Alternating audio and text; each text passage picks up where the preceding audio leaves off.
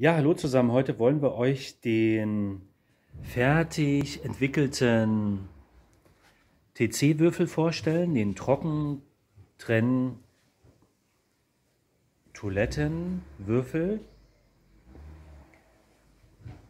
Wir haben jetzt den ersten Workshop dazu gegeben und da wurde er einfach auch nochmal verfeinert in seiner Funktion und seiner Bedienbarkeit. Derjenige, der den bei dem Workshop gefertigt hat, hat hier vorne nochmal einfach auch ein schönes Design halt eingefügt, damit man den Behälter für den Urinstand halt gut ablesen kann. Und er hat einfach auch nochmal ein kleines Gimmick reingemacht, was wir sehr toll finden.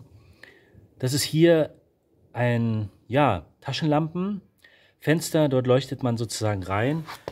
Der Behälter leuchtet auf und zeigt eben dann darüber auch seinen entsprechenden Stand an. Ja, wie ist jetzt der Würfel aufgebaut? Wie gesagt, eine Trockentrenntoilette, die eben das Flüssige und das Feste halt voneinander trennt und gleichzeitig einen, Art Biokomposter, Schnellkomposter inklusive hat. Wie sieht das Ganze aus? Wir heben mal den Sitz ab für euch.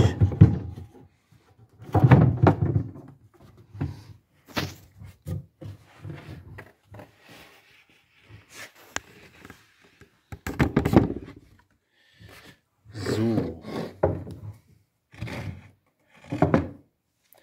Dann sehen wir also hier auch den Trockentrennaufsatz und das Innenleben sind also zwei Wechselbehälter, die für den Stuhl halt gedacht sind.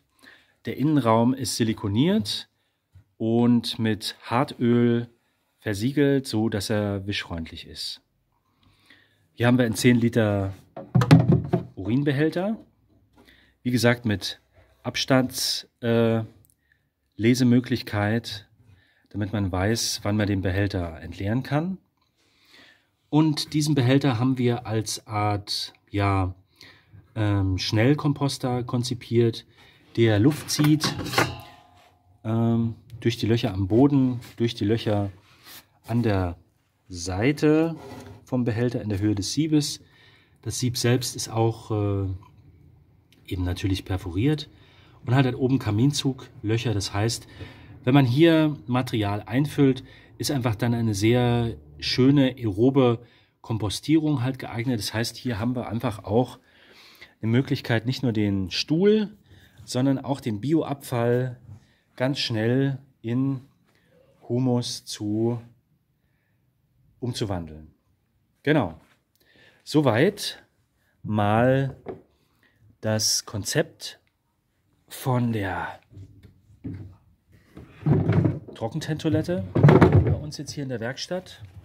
Wir können jetzt hier einfach noch mal genau die Passung einsetzen. Jawohl. Gut, soweit. Bauanleitung gibt es bei uns in der Werkstatt. Und dann sagen wir bis dann. Tschüss.